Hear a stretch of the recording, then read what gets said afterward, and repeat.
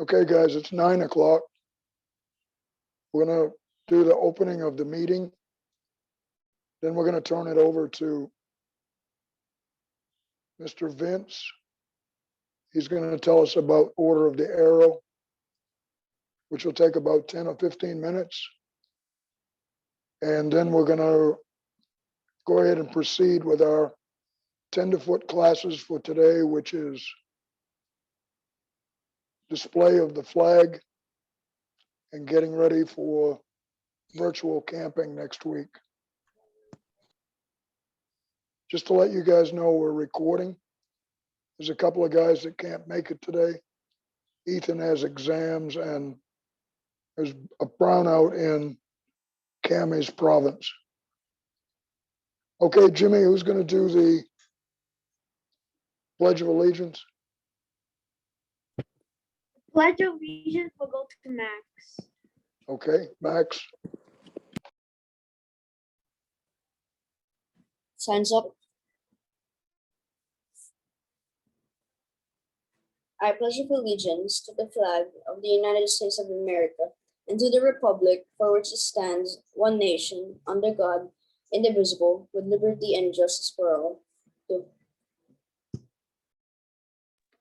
Thank you, Max. Jimmy, next. The Scout Law will go to AJ. Adrian. A scout is trustworthy, loyal, helpful, friendly, courteous, kind, obedient, cheerful, thrifty, brave, clean, and reverent. Thank you, Adrian. Jimmy, who's next? Scout Oath. The Scout Oath will go to Gab. All right, Gab. Okay, you guys hear me now? Okay, signs up. Scout all. On my honor, I will do my best to do my duty to God and my country, and to obey the Scout law, to help other people at all times, to keep myself physically strong, mentally awake, and morally straight too.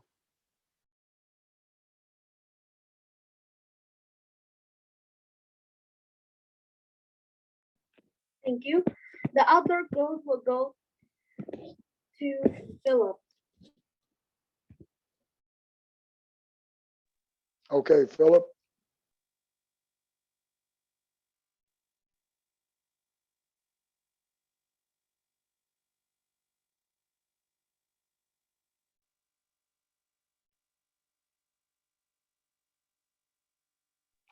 Philip, can't hear you. Try it again. Oh, can you hear me now?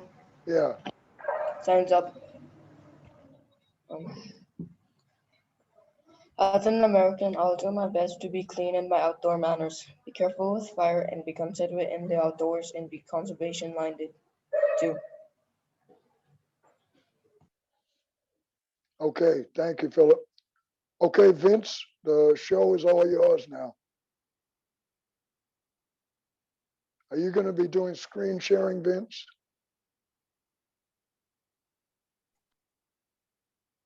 Can you hear me, Vince?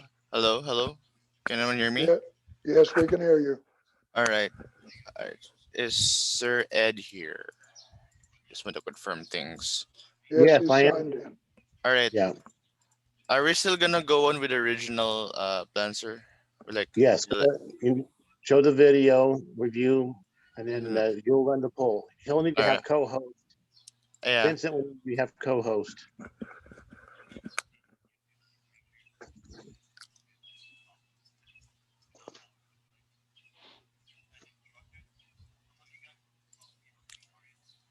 All right. I need someone to co-host me. Okay, just a minute, Vince. All right. Let's see. All right. Well, Is that Ethan Ayers or Austin Ayers on there? It says Austin. Is that Ethan?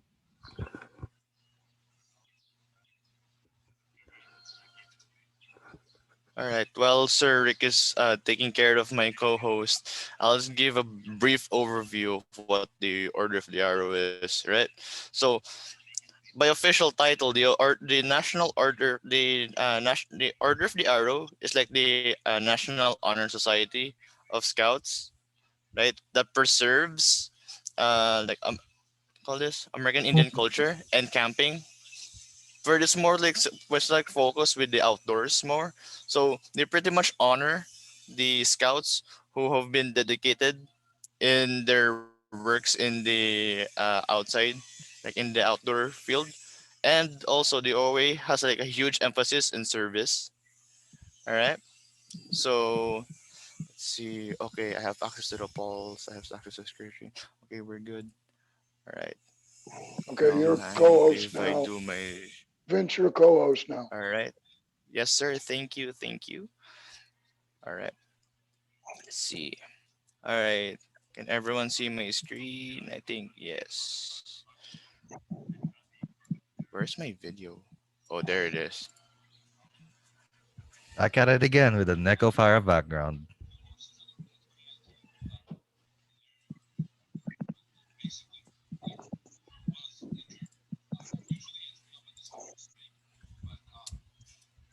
Wait, I don't think anyone hears the audio.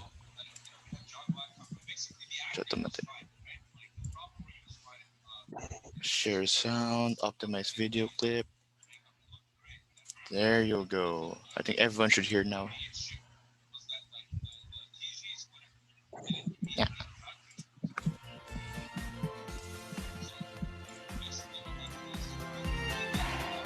Can anyone hear it now?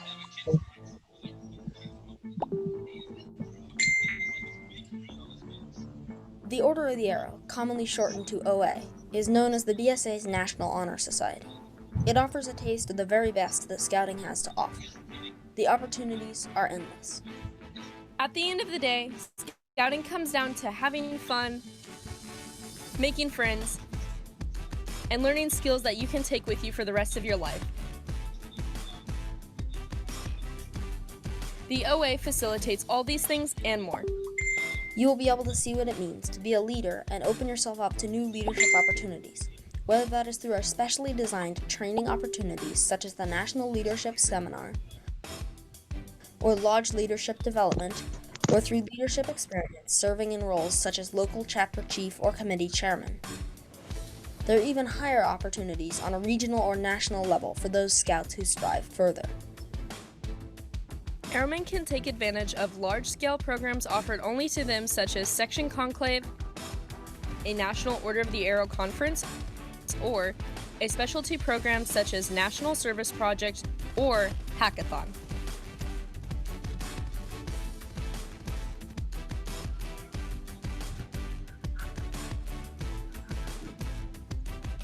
There is the chance to join a network of over 135,000 people ready to make a difference in their units and communities. If you've already been inducted, now is a good time as ever to get back involved. Your chapter or lodge has a lot of exciting things going on. Looking for more information? Check out our website, oa-bsa.org, for the most up-to-date information. After hearing about the great experiences you can have, you might be curious on how you become a member of the Order of the Arrow. The OA is Scouting's National Honor Society. To be eligible, you need at least 15 nights of scout camping, 1 week being at summer camp. There's also a specific rank requirement depending on your unit. For Can you hear me? BSA troops, first class. I'm not hearing a video. For venture troops, Oh, you're not this is hearing a the video, discovery sir? award. Yes, we can hear you. But are you sharing the video? Yes, sir. I'm sharing the video. And for Sea Scouts, this is the ordinary rank. When you meet these requirements, you will need your unit leader's approval. But the good news is, there's no minimum age requirement. You do need to be under 21, however. After you have completed the requirements for membership, you must be elected by the youth members in your unit. The election process is pretty simple. Erica, election I'm going to team go for your off and local come back in lodge and try. tonight I'm on a ballots cell. Maybe to that's the my youth members problem. in your unit. A person on the ballot needs to receive votes from at least half of the members voting tonight to be elected. When you're voting, keep a few things in mind. This isn't a popularity contest, so don't just vote for someone because they are your friend. Vote for the person who will go out of their way to help you when you need it the most. We all know someone who will volunteer to collect firewood, even if they won't be the one lighting the fire. That's the type of person you should look for. You can vote for however many people you feel are worthy, meaning you can vote for everyone on the ballot, no one on the ballot, or anywhere in between. If you feel as though you don't know enough about the candidates or do not wish to vote, you don't have to turn in a ballot. This will not count as a vote against any of the candidates. However, turning in a blank ballot will count as voting against everyone. Once you have made your decision, simply fold your ballot once and hand it back to the elections team. Take a couple of minutes and complete your ballots now. If you have any questions, now's the time to ask the elections team members. All right. Does anyone have any concerns, questions, or anything Vince, about I would like about to to say happen? that your video is crystal clear, no lagging. I don't know what your secret is, but it was very clear and good. Go ahead, Really sorry. interesting. Sir, I'd Right. like to be a snitch for at least this 1 minute. Do it. Vince, hack the FBI. No, let's just say I have good internet and at least a functional laptop. Maybe that should do it. That's all I'm really into. Nah. It's that NSA Wi-Fi, bro. Good Chinese Wi-Fi, I'm telling you, man. Anyways, yeah. Does anyone have any concerns or questions before I would conduct the official unit elections? Going once. All right, who can vote, and then what are their options? We'll go through that with them before it goes. All right. Maybe after the videos here, I'll go through it Okay. while doing the polls. All right.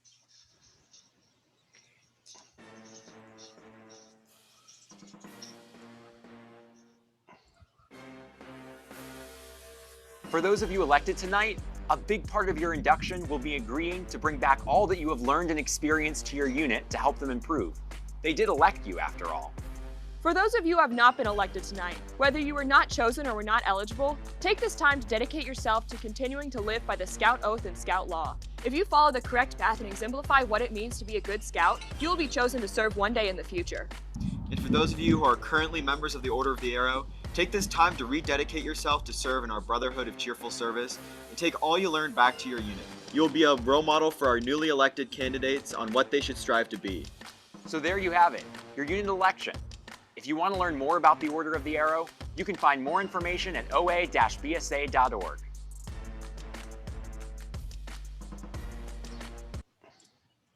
Okay, that should do it. All right. So we'll go over through something. We need to clarify if there's two brothers, are Cedric and Tonton together?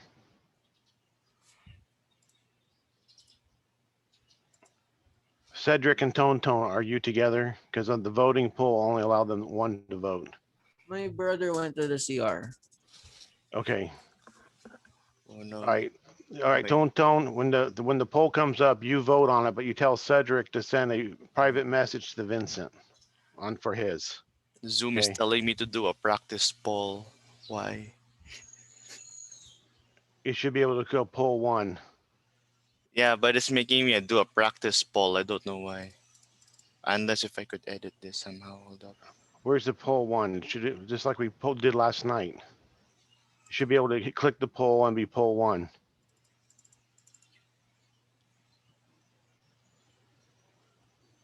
Hold up. Let's see. Maybe the host has that kind of saving because like I don't remember if polls will be saved. Okay, Rick, can you make me host and let me check it? We tested this last night as co-host even, and it worked. Yeah, just a minute. I can make you a co-host. I'm not sure about host. You can do that too. Okay, just a minute.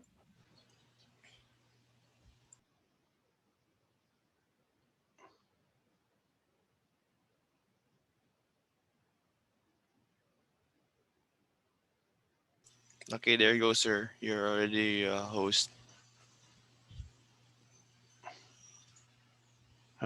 Lord have mercy. It's not there.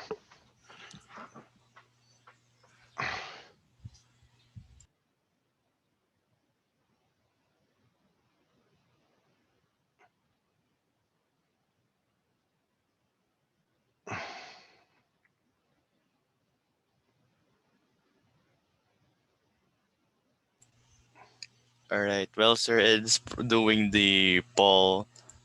Does anyone again have any concerns, questions, or anything about the Order of the Arrow? No.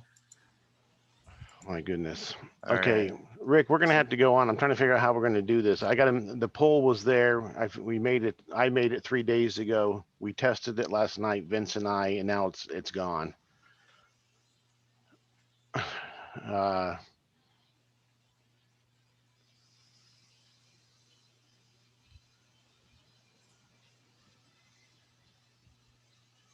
What do you want to do?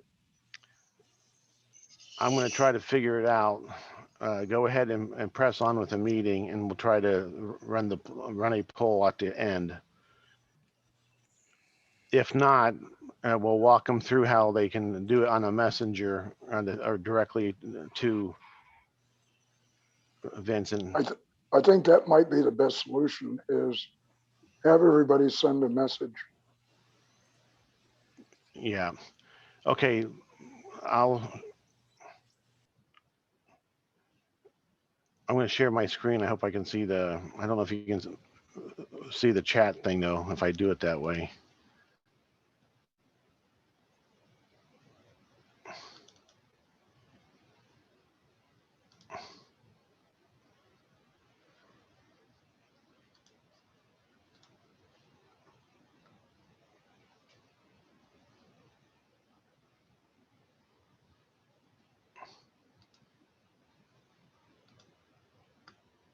Can you see my chat on the screen?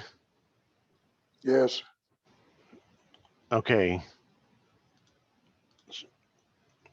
So if you see down here, can you see my cursor? Yes, sir. We can see your cursor. Okay, it says to everyone. So if I put a message in there, obviously, most of you have done this before.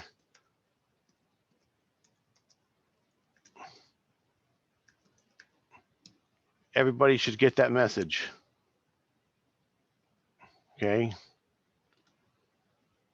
What we need to do is go down and find Vincent.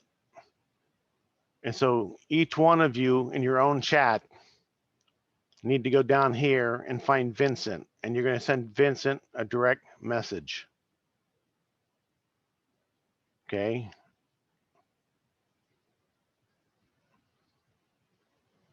Now, Vincent, who's eligible? Who's the candidates eligible? The candidates eligible for this unit election is Jeff Travers. Okay. So each scout who's listed here in the meeting, each scout should put a message to Vincent. Yes, if they want to vote for Jeff for the OA, or none of the candidates, or if they don't know Jeff to know if he should be elected into the OA, they can say, I don't know. And it won't hurt the vote one way or the other. Okay. So there's 3 options. Okay. You put a direct message, okay, to Vincent. Yes. Okay. For Jeff. Yes. And you message it to Vincent directly, or no candidate, or I don't know enough to vote. If you don't have experience knowing Jeff or whatever, that's okay. All right. So those are your 3 options. Do all the scouts understand? I don't think so. I think you need to talk us through it one step at a time. Ed, if you let me do it, I'll tell them how to do a direct message to Vincent. Yes. Okay. Okay, so what you want to do is open the chat button. It's right on the bottom. You can see the chat. And once you've done that, can I see a thumbs up? Once you've clicked the chat button, once the chat bar is open, thumbs up. Okay, now you're gonna see the word to. Do you see the word to? T-O. You see it? And it says everyone, correct? Correct? It says everyone. You're gonna want to click on that and click on Vincent's name, Vincent Lazatin.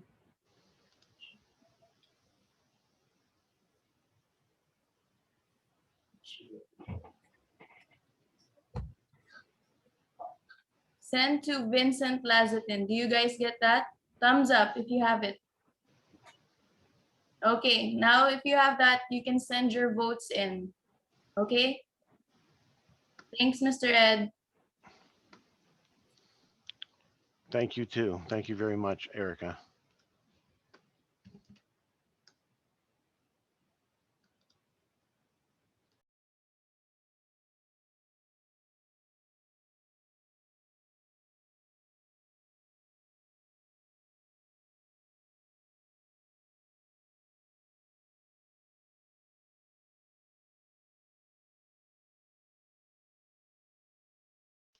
Vincent, you're looking for a reply from, it looks to me like from like 15 people, 15 youth. Yeah, I'm currently jotting down their names. As of right now, if I'm not mistaken, I got 7. I got 7 youth that have properly confirmed to me. Okay, list the ones, write down the names from the participants that you don't have, and then ask, and then we'll get them to submit.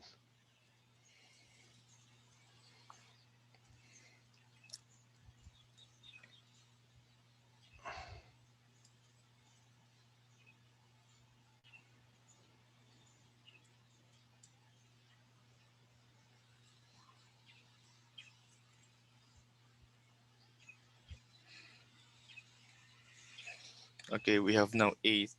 We have now 8 youth that have properly confirmed to me. We have Cedric, Kriston, Joshua, Tristan, AJ, James, Amy Max, and Adrian. I count 15 in attendance. Yeah. Did Victor vote yet? No, sir.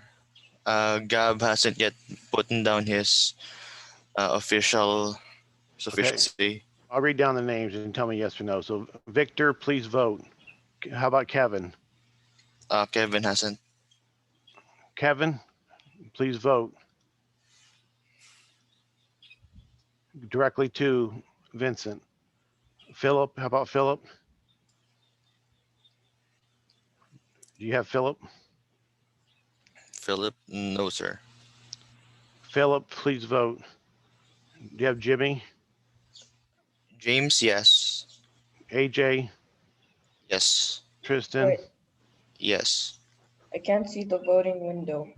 Oh, you had to do it in the chat, and do it in the chat directly. So find Vincent and send it to Vincent in the chat. Do you have Max? Yes. Gab? Yes. Joshua? Yes, sir. Cedric? Yes, Cedric and Kriston, both of them, yes. I got them both. Okay. Jeff? All right, got him, yes. Adrian? Adrian. Yes, sir, he's here. Okay, and then had Austin, but I think it's Ethan who's on the line. No, Ethan's not here today. He's got exams. Oh, so it is Austin? Yes. Okay. Did Austin vote? Vince? No, sir. Austin, you there? Okay, he just sent his official. Okay, how about Victor? Victor.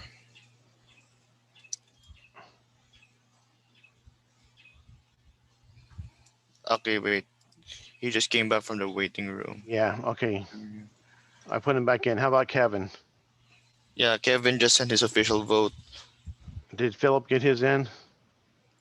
No. He in his words, he voted for Jimmy Hammer. No. Okay. No. Right. So Philip, here's what's gonna happen. It's either you will say yes to get Jeff into, if you vote yes for Jeff in the order of the arrow, If you won't vote for him, just say no. And if you don't know him much, for you to be confident to vote him confidently, just say I don't know.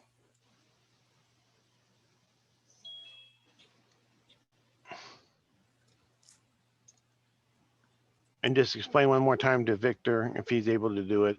Okay, Victor just sent his official vote. Philip, Okay. did you get that? Philip. Okay, Philip just sent his official vote. Okay. All right.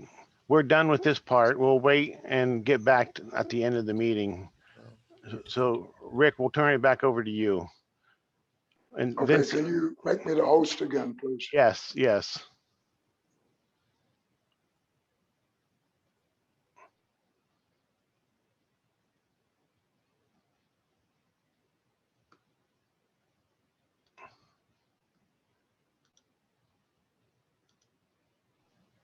Okay, this is really for the tenderfoots, everyone that's, excuse me, the kids that are going for tenderfoot, everybody here, of course, welcome. Okay, I think everyone sent their fingerprint page 2 to Mr. Sean now. I talked to Jimmy and he said he did send it last night. I need your update on the PE program. So we're gonna go around the room. Philip, how many times have you done PE? Mr. Rick, can Erica do a breakout room and put the other scouts in the other breakout room? Yeah, just a minute, I'll see if she can figure it out. I'll try. I haven't done a breakout room ever. So let me figure it out. I'll tell you the ones we want to move over would be Kevin,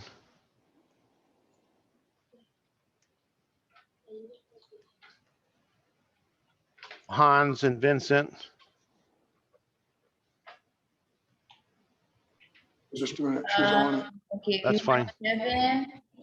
We want. How do I click on there?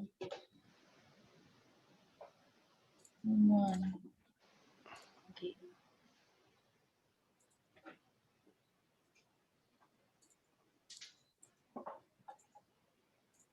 We want Kevin.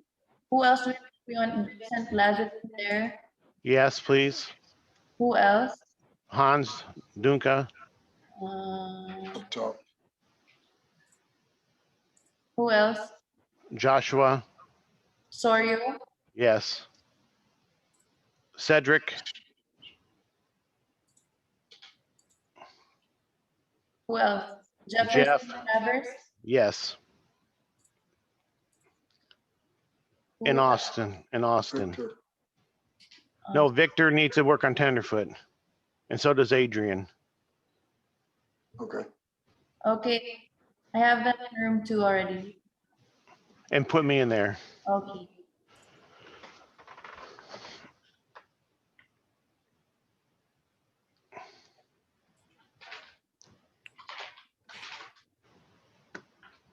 You got it? I'm not sure. Are you guys there already? No. No? Yeah, nothing showed up for me. There is no option to join breakout room 2 or anything. She should be able to just assign us into it.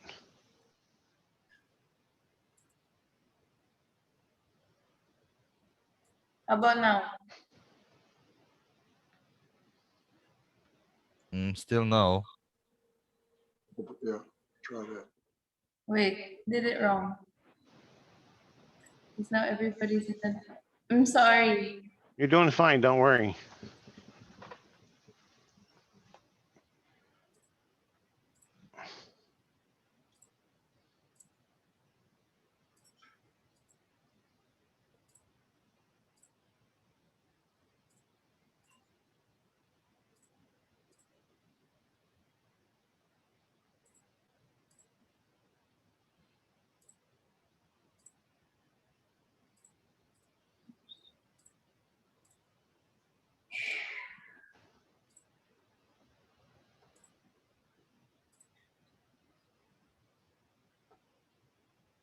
These are all...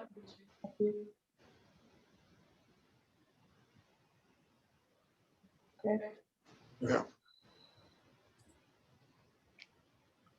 There, I've opened all rooms.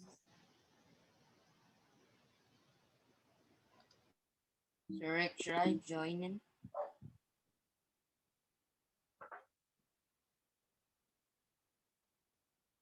Are you guys in the room now?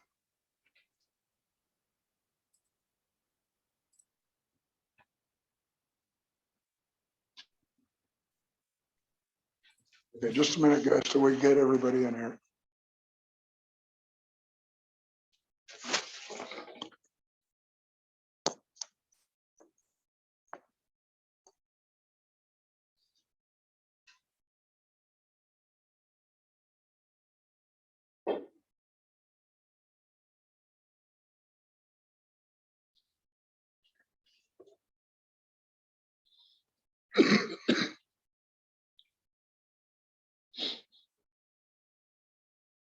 Missing Tristan, Jimmy, and Gab.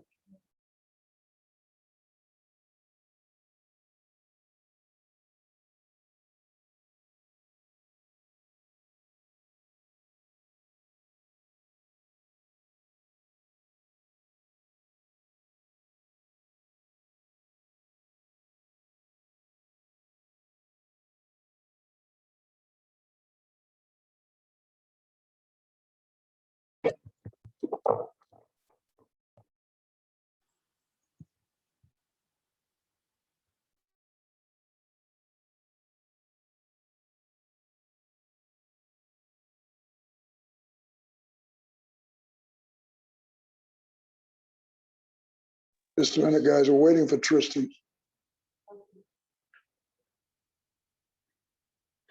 Okay, we got everybody now. All right, guys, that took 30 minutes. So now we're going to continue with our. Did we get Victor ACAB? Did he come?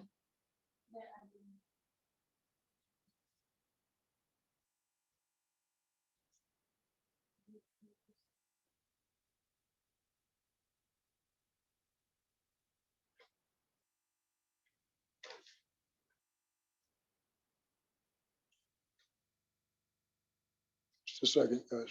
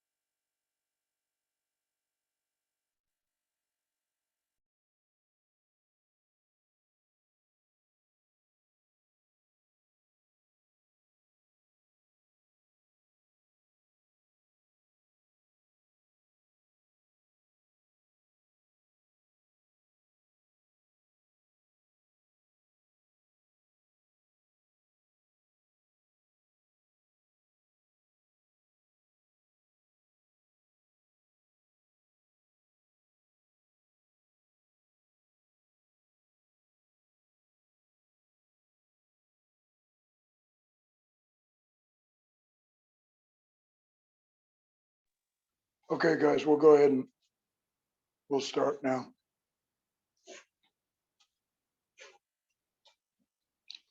Okay, so we talked about fingerprint cards. Okay, we're waiting for the update on PE. Philip, how many times have you done PE now?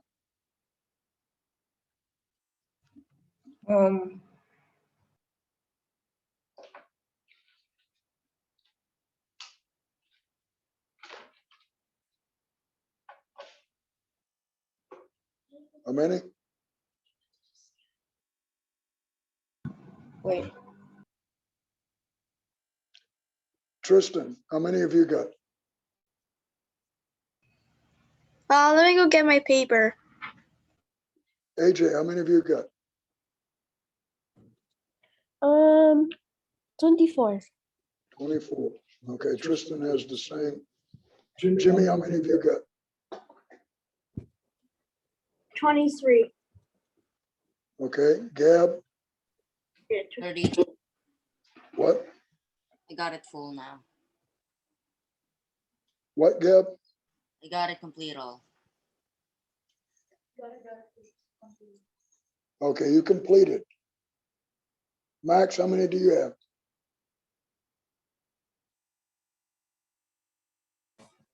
Wait, I'm already finished. You finished all 30 days. Yes, I said that last meeting. All right, Adrian, 13 days. 13.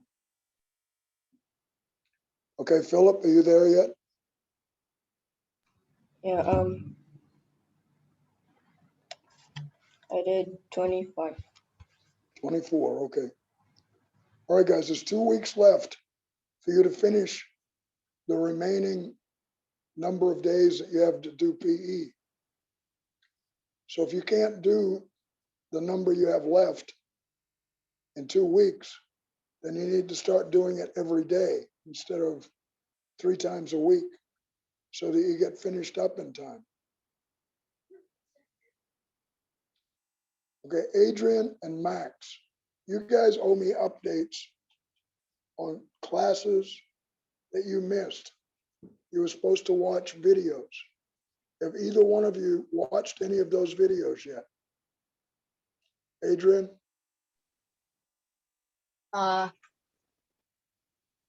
What video, sir? What?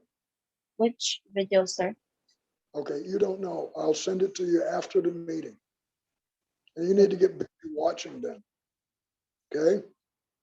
I'm gonna send it. I'm gonna send it to both your mom and dad. So at lunchtime, you ask them, what video is it? All right?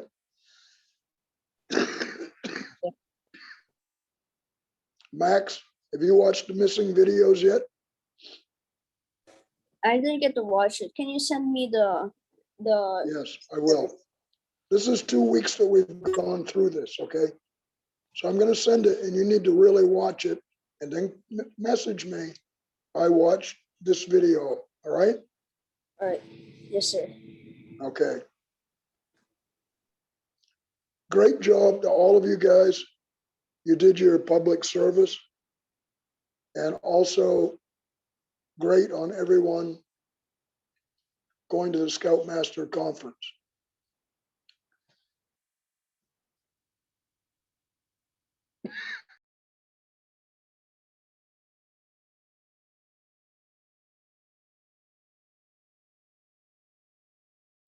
Okay, guys, the first video we're going to watch today is about displaying the flag.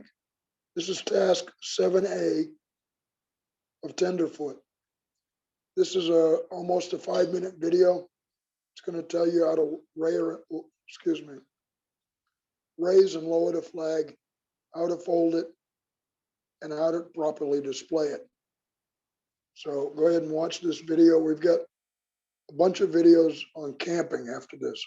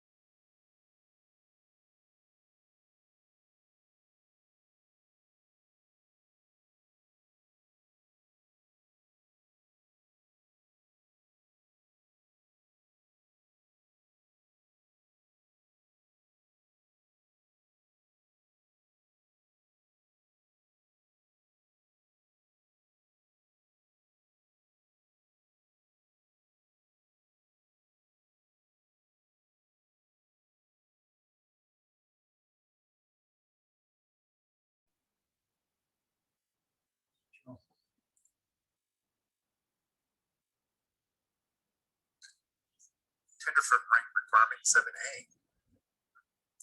Demonstrate how to display, raise, lower, and fold the U.S. flag. Displaying the U.S. flag. The U.S. flag may be flown from a pole attached to a wall or hung from a line, but there is a correct way to do each one of these. Displaying the U.S. flag from a pole outside. Flags are flown at the same height. The U.S. flag is always given pride of place to its own left as you're facing it. The U.S. flag is always given pride of place to its own left as you face it. when flown with a state flag or a company or school flag. When flying the flags on one pole, the U.S. flag is always flown above a state or other flag when flown on the same pole. Never fly two national flags on the same pole. When you fly flags inside on a staff or outside from a staff, the U.S. flag should always be at the center of the group of flags flown from staffs. If you cross the staffs, the U.S. flag should always be on the left as you face it when crossed with another flag. The U.S. flag is always placed to the left of the audience, in other words, the right of the speaker, when placed in the front of an auditorium, church, or other event. When attaching the flag to a wall or suspending it from a line, the U.S. flag is always placed within Union, the blue field of 50 stars, on the flag's left as it faces the viewer. The flag may be attached or hung horizontally or vertically. Flags on buildings or hung across streets should always be hung with the Union pointing north on east-west streets and east on north-south streets. The Star-Spangled Banner and all other flags may be flown at night in all weather if properly illuminated or lit up. When wearing the flag on the uniform, the U.S. flag may be sewn on the uniform either as a typical Union left flag as it is on the BSA uniform, or as the U.S. Army does a reverse field flag. In other words, flying in the wind as you march. Both are acceptable under the U.S. flag code. It is the organization's choice. And as you can see, the U.S. Army hasn't always flown its flag this way. In World War II, the soldiers wore it as a typical Union left flag. Raising and lowering the flag. Raise the flag briskly, in other words, quickly in the morning usually, and raise the flag first when raising it with other flags. Lower the flag slowly with respect in the evening usually, and remove it from the halyard, the line that it's attached to, and fold it for storage. Do not allow the flag to touch the ground. When flying the flag at half staff, raise the flag to the top of the pole as usual and then lower it to roughly halfway down the pole. Lower the flag by first raising the flag fully and then lowering it slowly. Your state and U.S. government have websites that indicate when the nation or the governor has authorized a memorial. Folding the flag. After lowering the U.S. flag and removing it from the halyard, the flag should be folded to resemble a tri-cornered hat, such as worn by the Continental Army. First, stretch the flag out long ways and fold it in half on its length. Then fold it in half again on its length with the Union, the blue part, facing outside so that both sides have the blue field facing out. Now begin making a triangular fold across the stripe side. It may be helpful to have additional scallops within the center of the flag. Continue folding a triangular pattern until only the blue Union remains. Tuck the excess final section into the folded flag. The final folded flag should appear like this, with no red or white stripes showing, only the blue field with orange stars. Always carry the flag in a respectful manner so it's not dropped, and that others will also act with respect towards the old one. This has been Scatter Rob. Like, share, subscribe.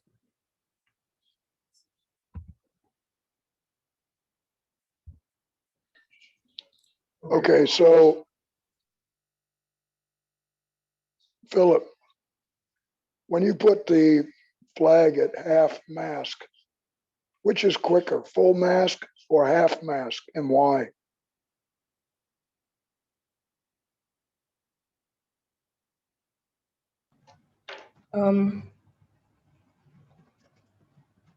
We put the flag at half mast for respect to someone who maybe a president died or some national hero died. Which one's quicker to do, full mast or half mast?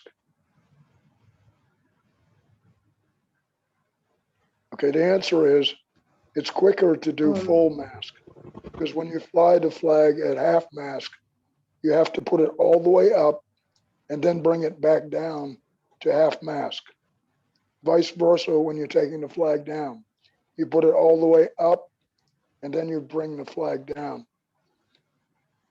Max, what color, when you fold the flag and you're all finished, what color is not showing? Max, Mm, red and white. red. Red. Red is the color that is not showed when the when the flag is folded into a triangle. All right, guys, we're going to talk about camping. You guys are going to get over on this a little bit because you're camping at home. If we didn't have COVID, we'd be going to Magic Mountain or the Flying Club or some place to camp. I want you, when we do our camping next week, next Saturday, I want you to make believe you're going to Magic Mountain so that you're going to pack your stuff and you're going to take it to the camping place in your house. You're either going to put up a tent, or if you don't have a tent, you can use a blanket to make your tent. So when you move your stuff there, you imagine it's Magic Mountain. And you're going to have a notebook with you so that you write down the things that you forgot, so that when we go camping again, you'll make sure that you have everything. Okay, the schedule for next Saturday. We're going to meet online at 5 p.m. in the afternoon. We'll do our opening ceremony. We'll talk about any updates we need. And then you're going to have a chance. You can log out then, and you'll put up your tent, and you'll help cook supper. And after you've cooked your supper,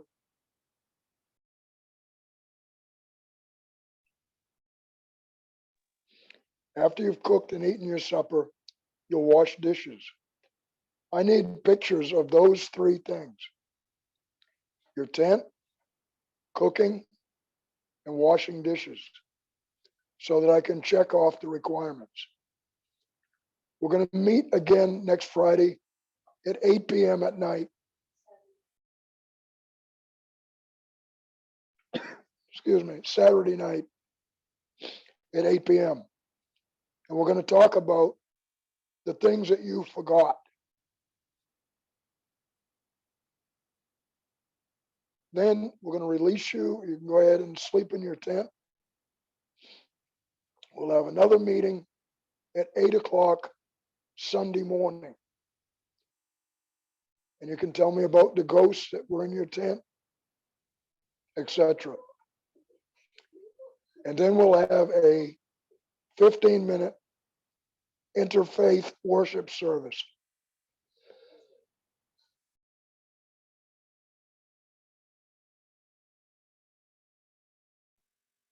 Which is a short church service. Then we'll have our closing ceremony. Next slide, please.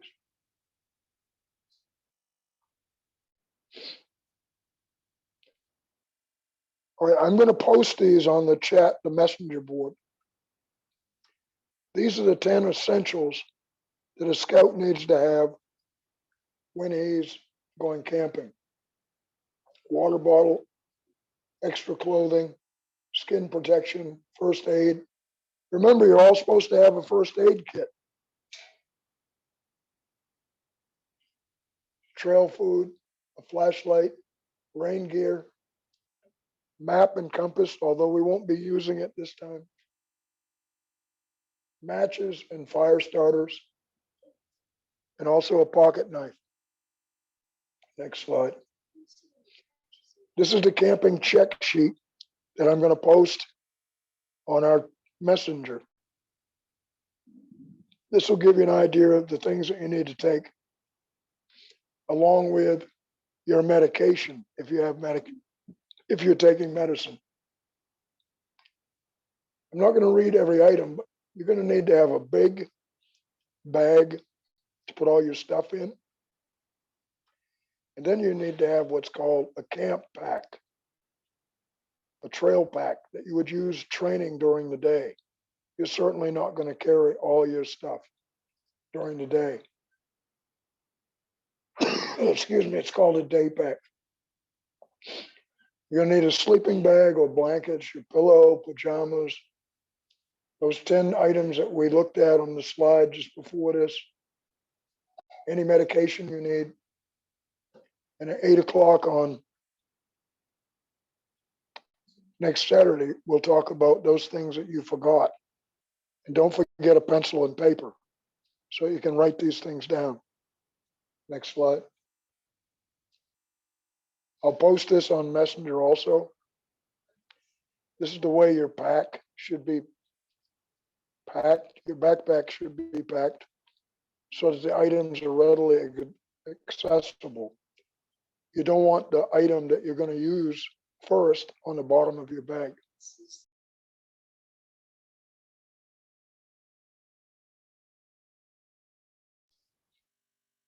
Next slide.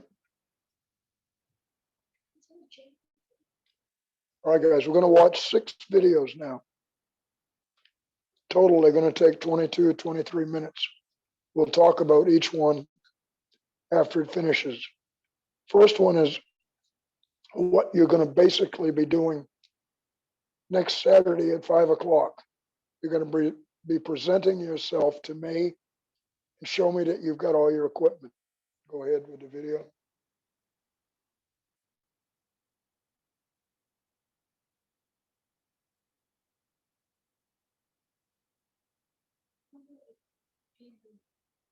What? What?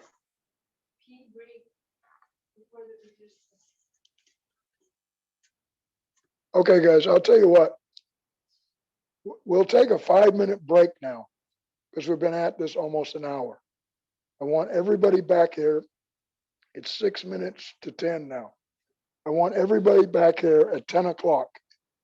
All right, everybody got it? 10 o'clock. So go ahead and go pee, get a drink, whatever you need to do.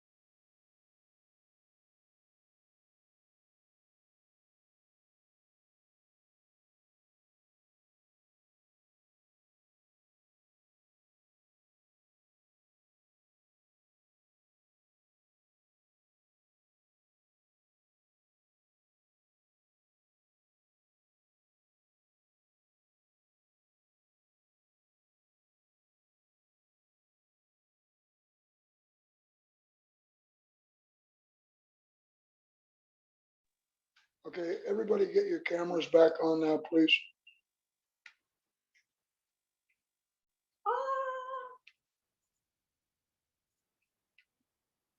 Victor, do you have a camera?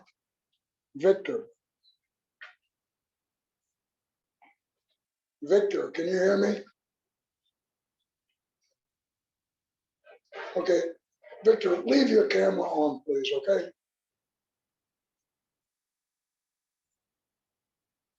Right, Max, I can't see you. Where are you? There you go. All right. Got everybody back.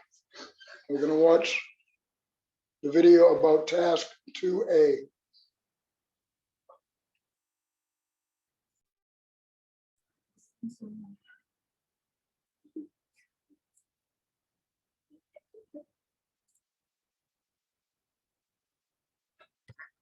Requirement 1A. Present yourself to your leader prepared for an overnight camping trip. Show the personal and camping gear you will use. Show the right way to pack and carry it. Once you've planned your camp out and checked the weather, you'll know what gear to pack. Camping gear helps you to be prepared for the activities you planned, as well as for the unexpected surprises you might encounter. It can make the difference between a fun, comfortable weekend and a miserable, even dangerous experience. You'll take two kinds of gear on campouts: personal gear that you will use and group gear that will be shared by your patrol.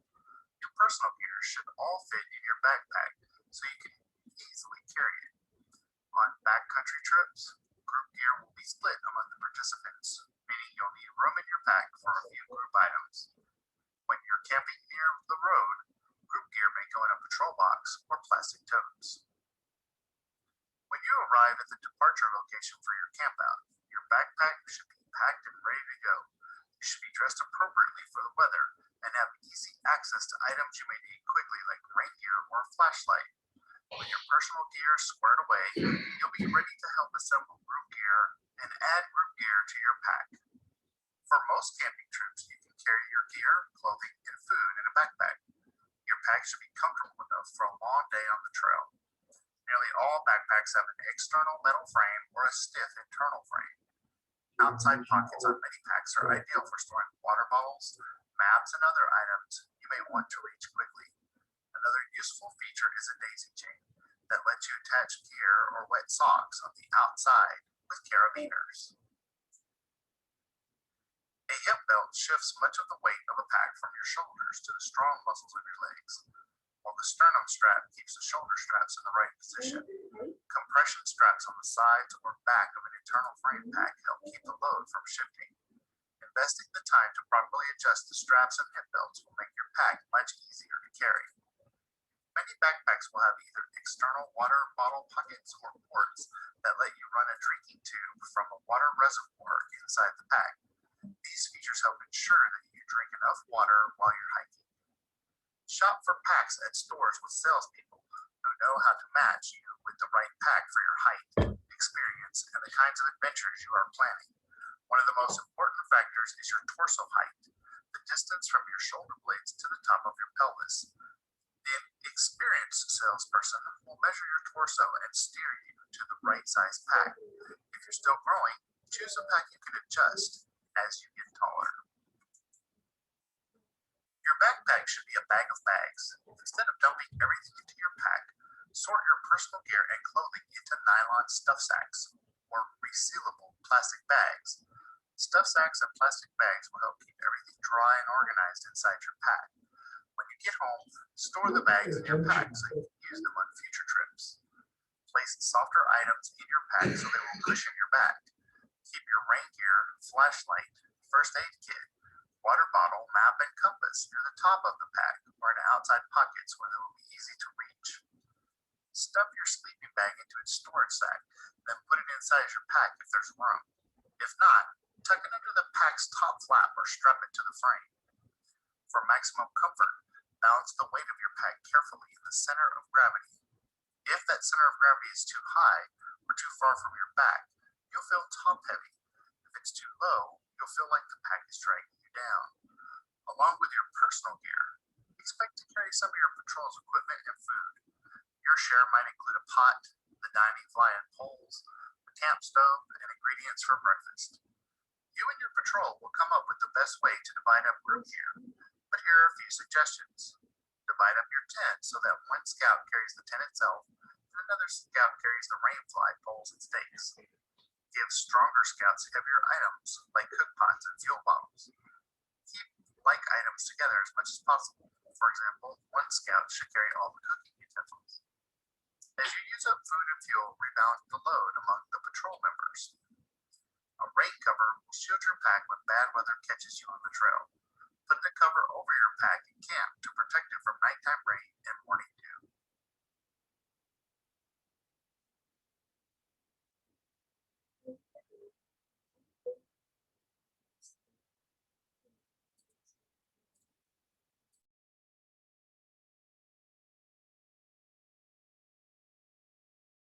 Okay, guys, so if you have a backpack, I want you to have it packed like that to show it to me Friday at 5 o'clock. Excuse me, Saturday at 5 o'clock. I understand you're not going to go out and buy a new backpack, but if you have one, go ahead and pack it the way you would as if you were going to go camping away from your house. All right, task 1B is the camp out. Let's watch this video. It's 4.5 minutes.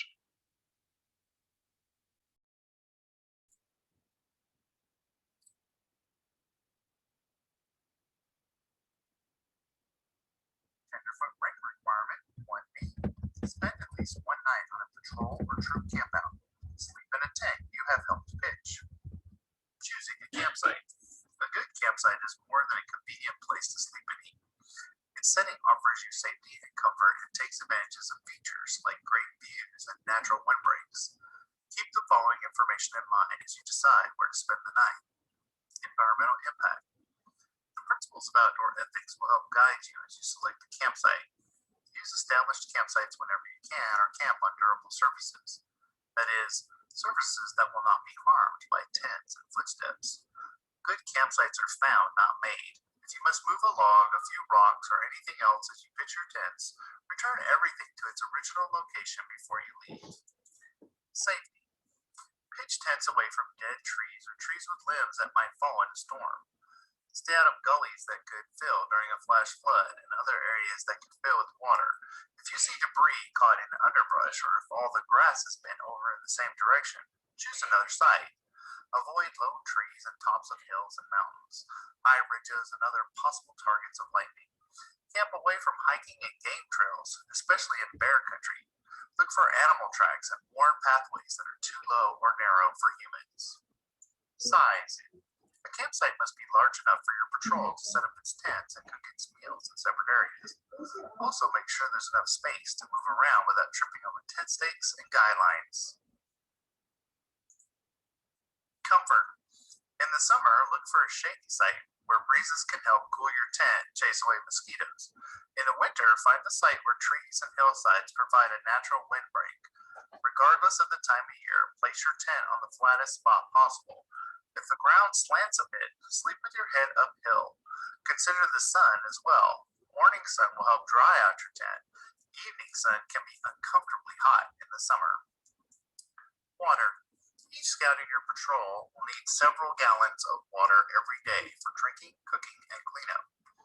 Treat water you take from streams, rivers, lakes, and springs. In dry regions, you might need to carry all your water to camp. That information will be vital when you put together a trip plan. Stoves and campfires. Where fires are not allowed, where wood is scarce, or when you want to prepare your meals quickly, plan on using a camp stove to heat water and cook food. As part of scouting's commitment to preserving the outdoors, stoves are the preferred method for cooking. Where fires are permitted, appropriate, and desired, look for a campsite with an existing fire range. Only use firewood that is dead and down. Never cut live trees. For more information on using stoves and campfires, see the Unit Fire Guard Plan Chart. Privacy. A scout is courteous. Respect others by selecting campsites away from theirs. Trees, bushes, and the shape of the land can screen your camp from trails and neighboring campsites. Keep noise down so that you won't disturb nearby campers, and respect quiet hours at public campgrounds and scout camps. Permission.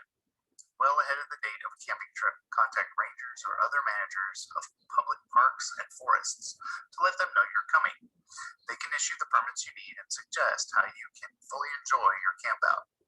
Get permission from owners or managers of private property too before camping on their land. Pitching a tent. Choose a fairly level spot on a durable surface. If there are pine needles, leaves, or other cover, don't rake them away. They can lighten your impact on the land by protecting the soil from erosion. Spread out a ground cloth, a sturdy sheet of waterproof plastic, and unfold your tent on top of it. The ground cloth will protect your tent floor from moisture. It should be just a little smaller than the size of your tent's floor. If your ground cloth is larger, tuck the edges under so that the cloth won't catch rainwater and divert it underneath your tent. Next, assemble the poles and put them in place to give the tent its shape. Pull out the corners of the floor and stake them to the ground. Then use taut line hitches to tie any guy lines around stakes you've pushed into the soil. Although most tents are freestanding, always stake down the tent so the wind doesn't carry it away. Finish pitching the tent by putting the rain fly over it and securing the fly in place.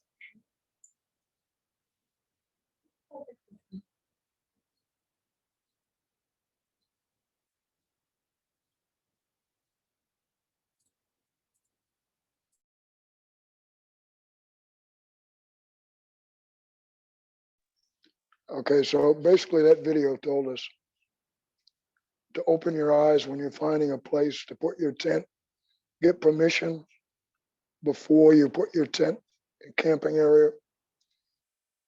Don't put it in low spots where you're going to get flooded. Don't put it under trees with dead limbs that may fall on you. All right, the next video is about the outdoor code. Let's go ahead and watch that.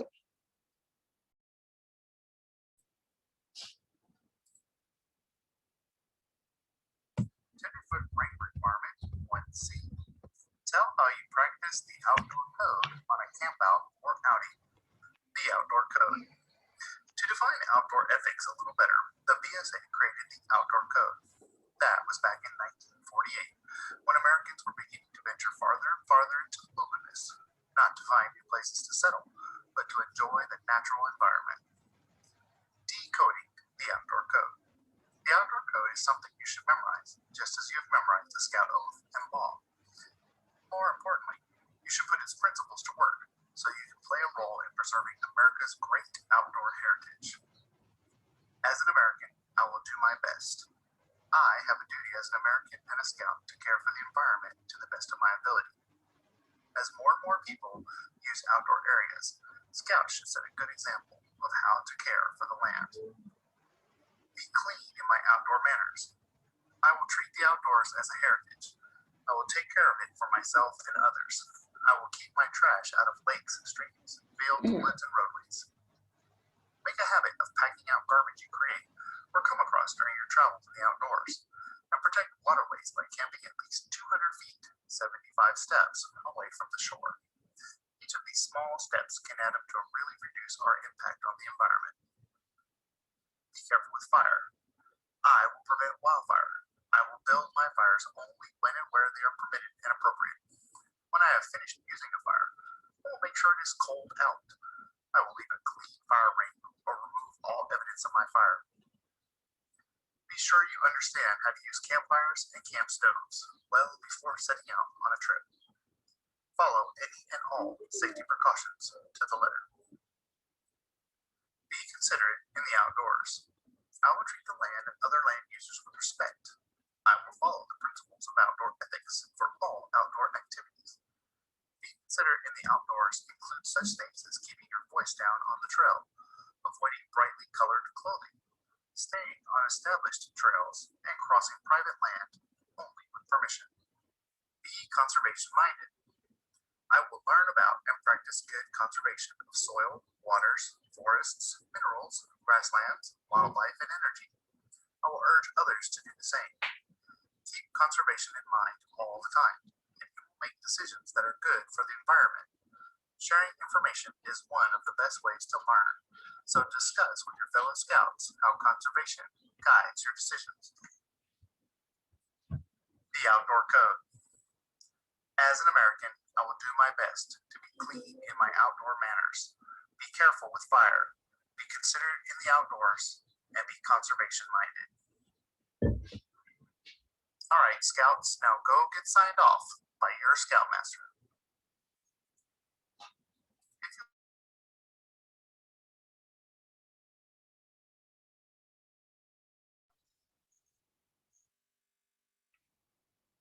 Okay, so the important things to take away from that is when you go camping, take care of your trash. Be careful with fires. If you're hiking, stay on the trail. And don't disturb nature. All right, the next video is about helping with a meal. Remember, this is one of the 3 photos you're going to need to send me. The 3 photos are you in your tent. One of them is helping prepare a meal. And one of them is clean up, washing dishes after the meal. All right, let's watch this video on helping with a meal.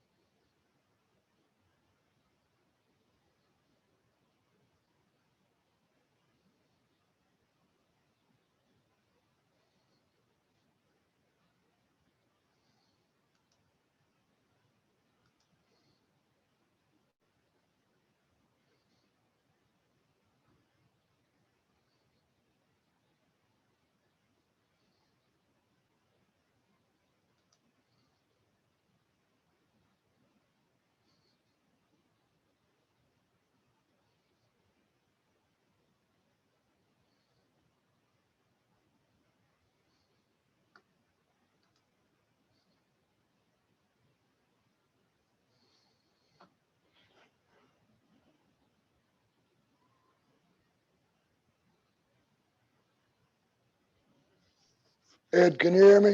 Yes. We're having problems making you a co-host. Okay. All right. Just put me back in the other room. All right.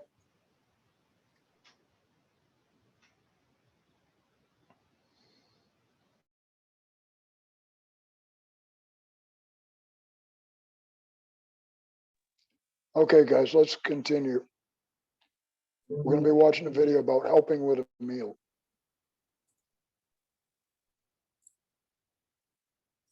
Tenderfoot rank requirement 2A.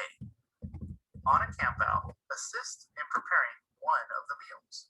Tell why it is important for each patrol member to share in meal preparation and cleanup. Sharing kitchen duties.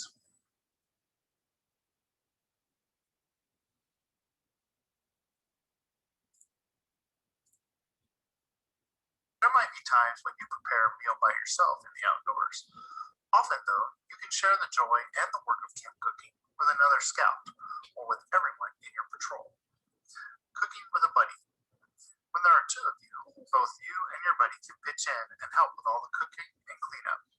For example, one of you can act as a cook while the other cares for the stove, brings water, and washes the pots. Switch responsibilities next time so that each of you has a chance to do everything. Cooking with a patrol. When your whole patrol pitches in, cooking and cleanup become much easier. 2 of you can cook, 2 more can fuel and light the stoves or build and manage the campfire, and the others can organize the dishwashing and cleanup. Your patrol leader should create a duty roster that shows each scout's responsibility for each meal. On overnight campouts, scouts might change places on the chart every meal. During adventures lasting a few days or more, scouts might change places each morning. If you have a patrol member working on cooking-related advancement requirements or the cooking merit badge, they may need to take on extra responsibilities during an outing. Everyone should pitch in when asked, regardless of whose name is on the duty roster.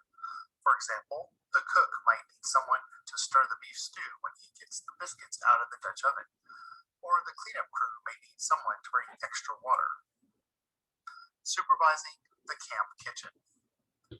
When a meal requires more than one cook, one of the cooks should serve as the head cook. His role is to do some of the cooking while supervising the tasks of the other cooks. Serving as head cook is a great way to practice leadership skills. Here are some tips. Begin by developing a vision of future success. Dinner on the table at 6 p.m., for example. Figure out the steps that will help you achieve that vision. When should you start the charcoal? What dishes need to be started first? Think about potential challenges. Does your assistant know how to chop vegetables? Do you have enough pots and pans? What will you do at crunch time when you have 2 cooks and 4 tasks to complete? During the cooking process, assign yourself some of the tasks, but make sure you can still keep an eye on the other cooks and on your watch. If someone has a free moment while the Dutch oven is heating up, for example, have him set the table or start cleaning up. Even putting all the dirty dishes and utensils in one place can be helpful to the cleanup crew. Timing your meal. When you're the head cook, one of your important tasks is planning ahead so the whole meal is ready at the same time. If you're serving a one-pot stew with crackers and store-bought cookies for dessert, that's pretty easy. If you're serving grilled pork chops, roasted vegetables, homemade biscuits, and Dutch oven cobbler, the planning will be more complicated. A good way to approach this process is to look at each item separately, working backward from your planned meal time. Be sure to include prep time, cook time, and the time it takes to get a fire and charcoal ready if you aren't using a stove. After that, combine the schedule for each item into a master schedule. All right, Scouts, now go get signed off by your Scoutmaster. If you like these videos,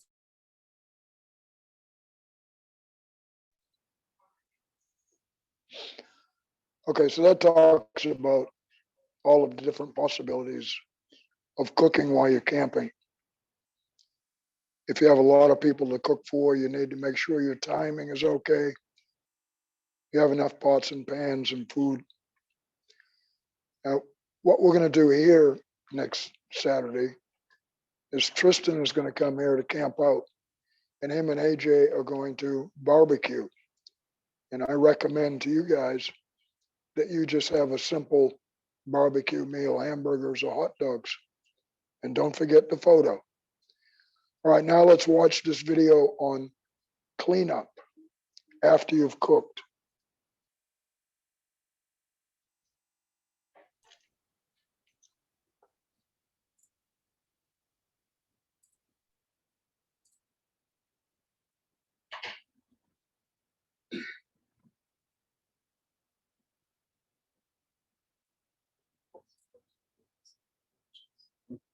Tenderfoot rank requirement 2B.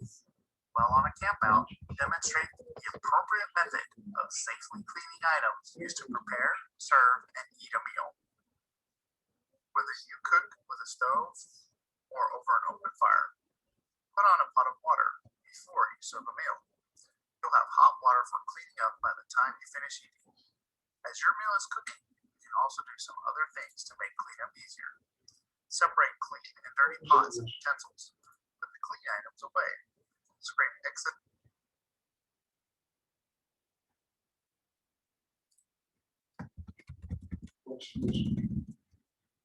Do we just write the official permit?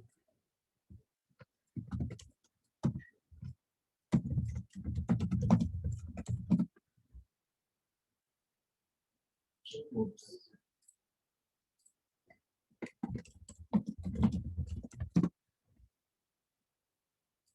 I didn't mean to send that message to you, Tristan. Sorry. Hey, Philip. Sorry.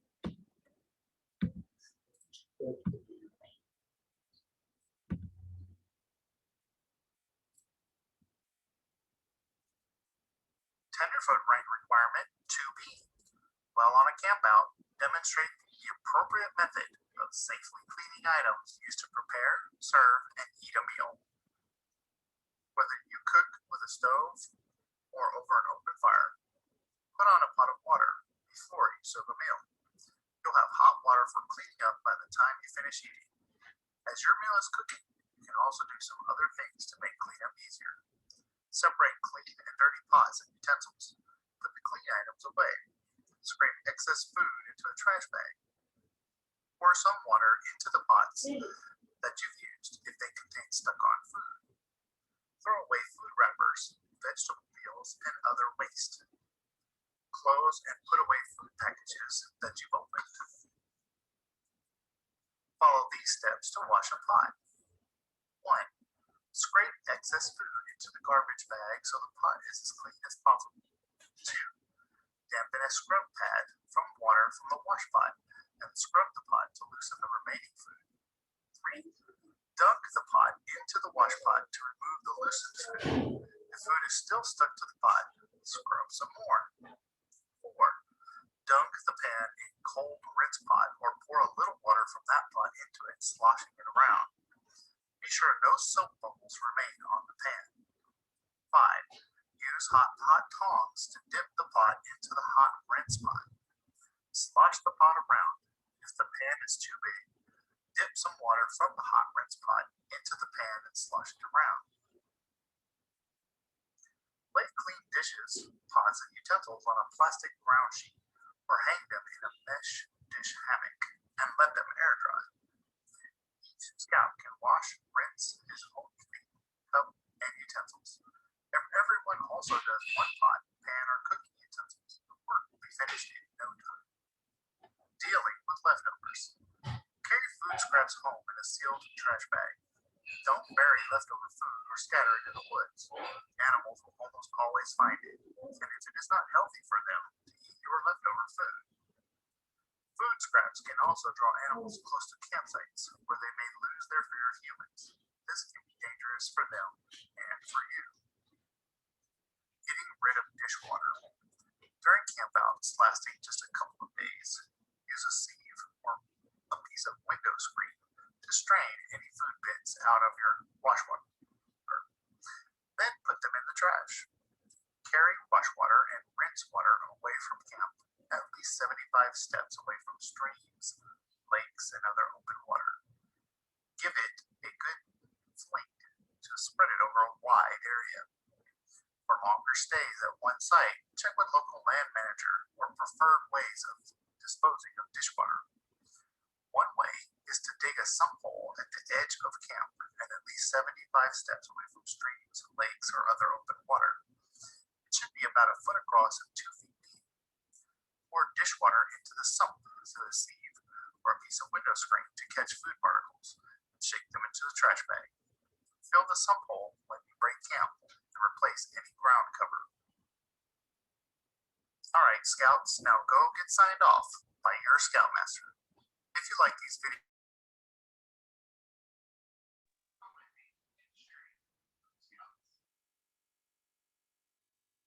Okay, guys, so in summary, that video talks about cleaning and the safe disposal of the water and food after you're cleaning. You're not going to have to worry about many of those things when you're at home, but you are going to need to worry about washing dishes and getting a photo. You're going to scrub the pots and make sure they're dry, and you're going to make sure all the trash is in a bag and you take it off site. Okay, the last video is a short one, and it talks about the importance of eating with your patrol. Last video, guys. Tenderfoot rank requirement 2C. Explain the importance of eating together as a patrol. Making camp meals special. Mealtime is a terrific opportunity for you to sit down with your patrol and enjoy good food and the fellowship of scouting.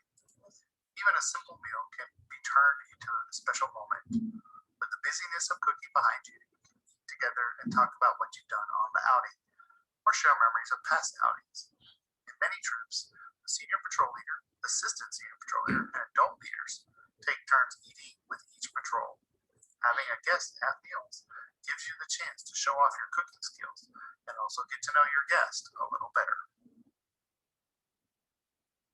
All right, Scouts, now go get signed off by your Scoutmaster. Okay, guys, just a minute. Show your support, We're gonna bring, commenting, and sharing. the other scouts back into this room and see if they have information for us. And then we'll do our closing ceremony. So just stay where you're at just for a minute.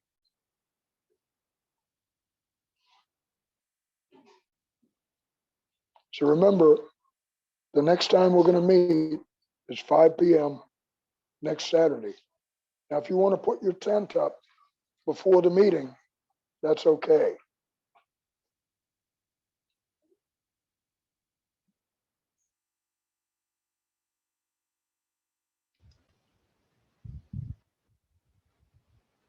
Okay, we've got everybody back. We're finished our videos, Ed. We're getting ready to do a closing ceremony unless you have something. Yeah, we were talking about the virtual camp out as well. Did you guys have a chance? Yes. Do you have any of this, what you got projected? We're gonna meet 5 o'clock next Saturday online. If they want to put their tent up before that, they can. Yeah. Or they can wait and put the tent up after our 5 o'clock meeting, which will be fairly short. Then we're gonna have a meeting again at 8 p.m. Saturday night. And we're gonna talk about the things that they forgot to take with them camping. They're going to make believe that they were gone to Magic Mountain instead of the living room and make a list of what they forgot. And they're gonna have a book to write that stuff down so they don't make the same mistake when we go camping for second class.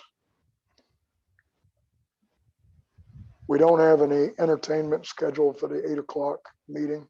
Okay, we worked on that in the group before, the senior patrol leader and the patrol leader and the guys that are in there. And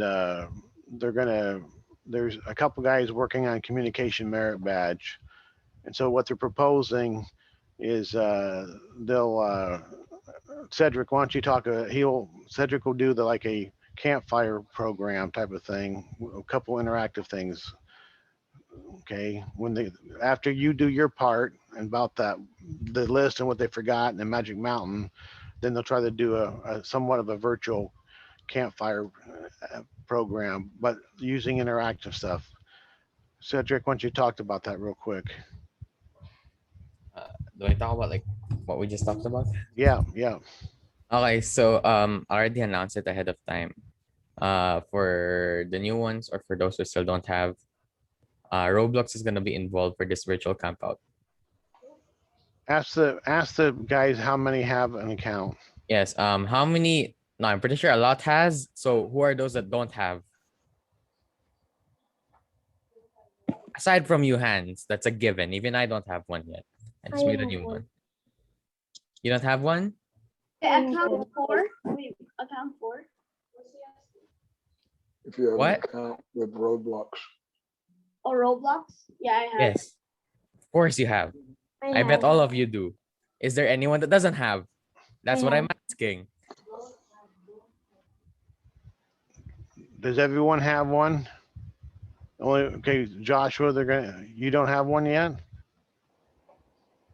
I thought you were the one to put the comment in. Jimmy, you need one? Okay. All right, so everyone seems to have one. So one of the guys had the suggestion in the breakout. I forget which scout was. Okay, so that would be one element. And then there's a link for what's the other one, to Cahoots. Explain that one. All right. So aside from Roblox, we're also gonna be playing Cahoots, which is more like pop quizzes and type of thing. You don't really have to review for anything. It's really just for fun. Okay. It's mostly gonna be scout related or fun facts. Okay. Okay, so the cahoots, and then there'll be a PLC probably on Tuesday night. We'll confirm it. So we'll bring the patrol leaders, the troop guide, assistant patrol leaders, the ASPL and SPL to help finalize that. And then Joshua Sorio brought up that there's a requirement for reading merit badge because you guys had a movie last time, and though we weren't necessarily looking at it. What was the requirement number, Joshua, for reading merit badge? What number was it? Sir, it's 3B. Okay, so Joshua was interested in reading merit badge because I think he was talking to during a Scoutmaster conference, and so they gave him the link and he found this one and he brought this up. So requirement 3B says watch a movie based on a book. What was the same or the difference between the book and the movie? All right, and what did you enjoy? So what we can do is we can watch a movie. We'll try to identify a movie. This will be at the end, so those that want to participate can, but it'll fulfill the requirement. And the reading merit badge is such that anybody can obviously do this reading merit badge during the pandemic. But the movie itself is for entertainment, but the movie, we try to tie it if we can find an online book as well, okay? And then those scouts that want to continue on can then earn that merit badge. If you don't want to do the merit badge, that's okay, okay? Lots of times we do things where we might do, in the past, we did rappelling and we've shot archery and we've shot rifles, and we do activities where you get the experience, okay? Or we have a special guest speaker. And then if you're interested to learn more and to do the merit badge, then it's up to you if you want to pursue it after that, okay? But that'll meet a requirement then for reading merit badge and for those that might be interested, all right? So that will, what we'll do then for that part. So the virtual part A at 8 o'clock will be what the Tenderfoots need to do for their requirements. Then there'll be a virtual camp out, if you will, campfire led by the senior patrol leader. Okay, and he'll put that together. And then after that, they'll do a movie, which will be, that can be used for reading merit badge. Okay. And then on Sunday morning, what time were you going to get together on Sunday morning? Like to do it at 8 o'clock. Okay, so 8 o'clock in the morning on Sunday. And then part of it will be an inter-worship service, and another requirement for communication merit badge that Tone will be putting it together. Okay. And then I think you're just doing some recap. I don't think there's anything real specific more that you have after that. No, just a recap of how their camping went, any ghosts that visited, etc. Okay. All right. And then what we might do is just a recap afterwards, review those that want to potentially earn reading merit badge. We'll just go over some of the requirements. So Saturday night, the movie is for everybody, but it will happen to be something that can be used towards reading merit badge. And then those that are interested in reading merit badge can stay online after the worship service, okay, and see what the requirements are. And then we'll know who wants to do that. Does that make sense? Yes. Okay. All right. So I'll confirm with the Scoutmaster on the PLC, whether it's Tuesday or Wednesday, what's best for him. And then, Cedric, make sure that, you know, you get together. We just got to make sure that virtual campout's going to work concept, right? So you put that together. Jimmy and Ethan and Joshua and Jeff will need to be online as well to help, okay, as they prepare. Any questions? Okay, Vincent did share with me the results for the OA election. He had to go to a NYLT staff development, but he confirmed that Jeff Travers has been elected by his troop fellow scouts to be a member of the Order of the Arrow. So it is confirmed.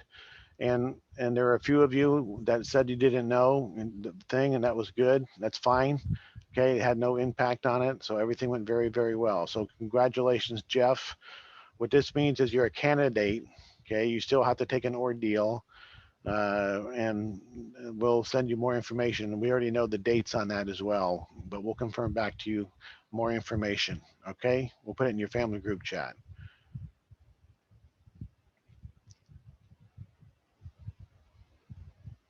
Okay. All right. Okay, Jimmy, you want to go ahead and do the closing ceremony, please? Okay. Everybody unmute your mics. One thing, Jimmy. I'll Yes. see everybody again, 5 p.m. next Saturday, and I'll be sending out information about what the packing list is on the messenger group. Okay, Jimmy, go ahead. Sorry. May the great scoutmaster of all scouts We meet again. 485. 485 Dismiss.